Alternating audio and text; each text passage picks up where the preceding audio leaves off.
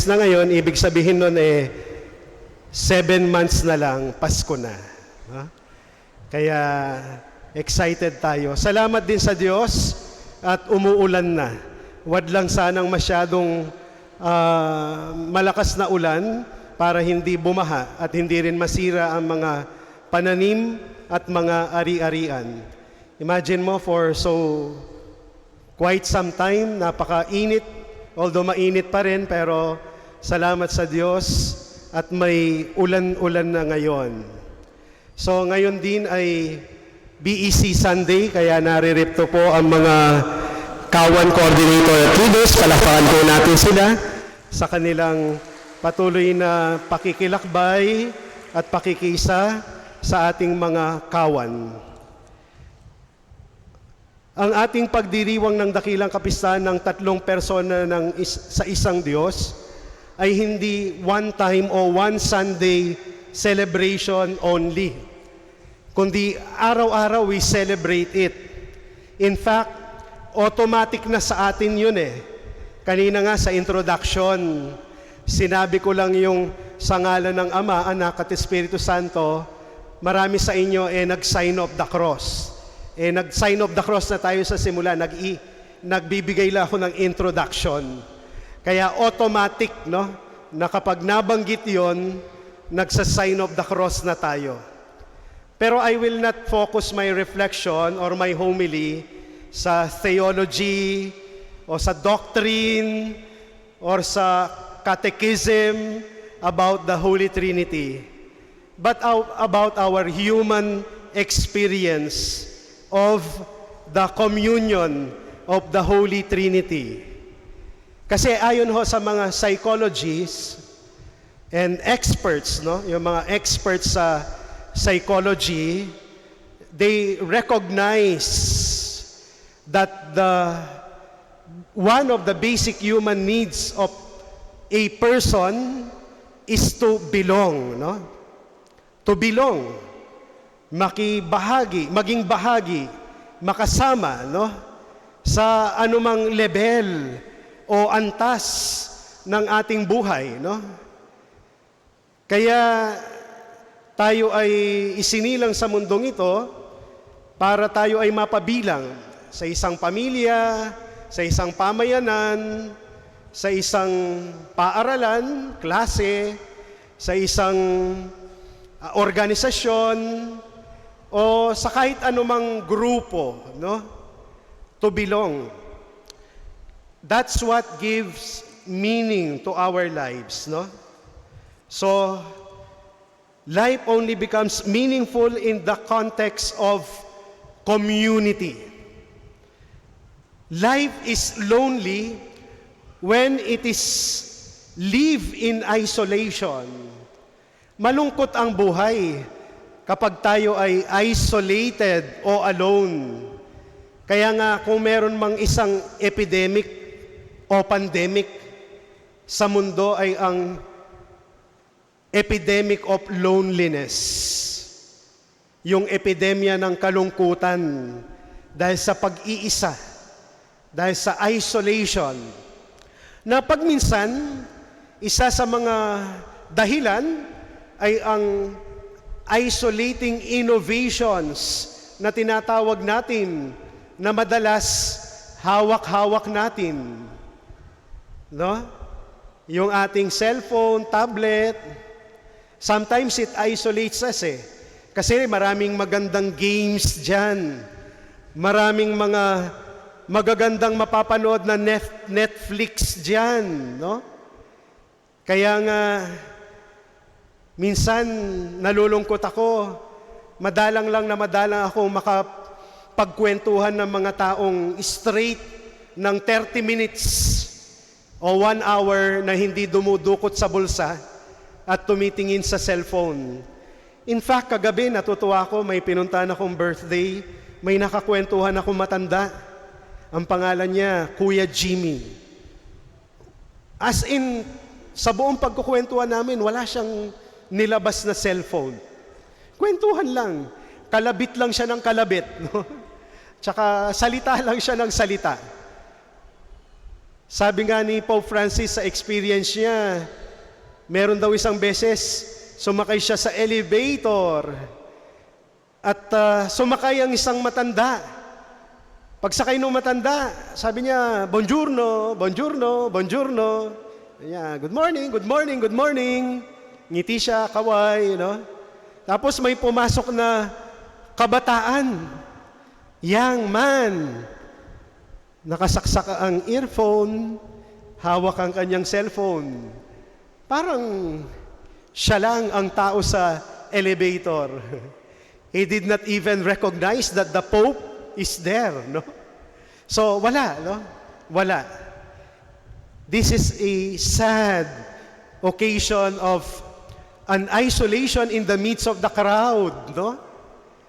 Kaya nga, sa mga may edad na dito, napakasayang balikan yung mga panahon na naglalaro tayo na hindi kailangang i-charge, hindi kailangan ng battery, hindi kailangan ng wifi. Maglalaro ka maghapon, hindi ka malolobat. Ano yung mga larong yun? Piko, Chinese garter, tumbang preso, lundag baboy, at iba-iba pang laro, no? Patintero, yan, no? At ang kalaro mo, hindi makina, hindi maliit na screen. Ang kalaro mo, tao. Tumatawa, humahalakhak, umiiyak, ngumingiti, no? Kalaro, kaibigan, kaklase, kapatid, pinsan, kasama sa barangay, no? Ay, ang sarap ng panahon na iyon. Hindi ka nagagastos, maghapon kang maglalaro, at ang kalaro mo ay tao.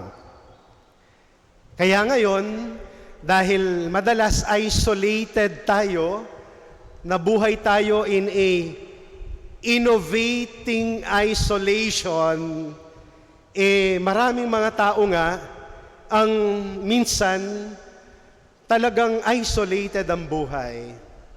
Isolated. Kaya nga minsan nung pinag-aralan yung mga serial killers sa Amerika, yung mga estudyante na nagdala ng baril sa school, o kaya yung mga pumunta sa Walmart o sa mga concert hall para pumatay, o yung mga serial killers, nung pinag-aralan nila yung buhay, they live a lonely family life. They have no positive community to accompany them. So, namumuhay sila kahit na nasa gitna sila ng pamilya o ng komunidad, they live in isolation. Nag-iisa. Kaya nga, napakaganda ng ating pinagdiriwang na Holy Trinity Kasi, ang sabi ni Jesus, tandaan ninyo, ako'y laging kasama ninyo hanggang sa katapusan ng sanlibutan, no? So our experience of belongingness starts with God. Starts when we were baptized, when we were marked in the name of the Father and of the Son and of the Holy Spirit. And this belongingness happens in the context of our faith and expressed in our family, in our school, in our neighbor, in our community, in our workplace, in our associations, be it civic or church. We feel the value of the community. Kaya nga, itong isang Diyos, ito rin ang nagpapaalala sa atin at humahamon sa atin bilang komunidad. Sana isa din tayo. Isa din tayo. Do not let anyone among you be part of the pandemic or epidemic of loneliness because they felt alone. Kaya ang ganda-ganda nung kanta, no? Nung panahon ng pandemic, ito yung nakapagbigay sa akin ng hope, nakaantig sa aking damdamin, nagpatulo ng aking luha kapag pinapanood ko sa aking kwarto na nag-iisa, nung panahon na naka-lockdown tayong lahat. Ang ganda nung kanta na ginawa ni Ryan Cayabyab at kinanta ng iba-ibang mga artista. In fact, ito ay kinanta na noong 2019, nung SEA Games. Ginawa lang nila o kinonvert lang nila into a song which will fit the pandemic, no? We win as one, pero nung pandemic, we heal as one. Sabi nung kanta, sa wari mo'y nag-iisa, lahat kanya-kanya, ngunit di man nagsasama, kaya pang magkaisa, isa sa pag-iingat, isa sa ating dasal, lahing nagpapatunay na tayo'y makatao pa. Together we are being called to make a future world. The test we face is for us to prove that we can heal as one. We heal as one with kindness. We heal as one. We serve. We share. We show compassion. We heal as one. So sana, ito yung paanyaya, isa, no? ISA. Sana tayo ay laging isa sa pag-letter I, iingat. Iniingatan, we care for one another para walang nag-iisa. Ingatan mo rin yung sarili mo. Isa sa pag-iingat. Pangalawa, letter S, isa sa pag-S, sisilbi, pagsiserve. Kaya nga nandito yung mga nagsiserve sa BEC. Muli, palakpakan natin sila. Isa sa pagsisilbi, no? We serve not of our own motivations, intentions, or even gain, no? We serve so that people may feel that they belong, no? Isa sa pagsisilbi. At panghuli, letter A, isa sa pag-angat. Angat. Inaangat tayo. Inaangat natin ang isa't isa kapag tayo ay nagkakaisa. No? Kung yung mga talangka naghihilaan pababa, sana pwede rin natin gamitin yon. Ginagamit o binibigay natin ang shoulder natin para makaangat ang iba. Binibigay natin ang likod natin, nagsasakripisyo tayo para makaangat naman ang iba. So isa sa pag-iingat, isa sa pagsisilbi, at isa sa pag-aangat. Yan ang paanyaya sa atin ng banal na santatlo. Amen. Gaganapin po natin ngayon ang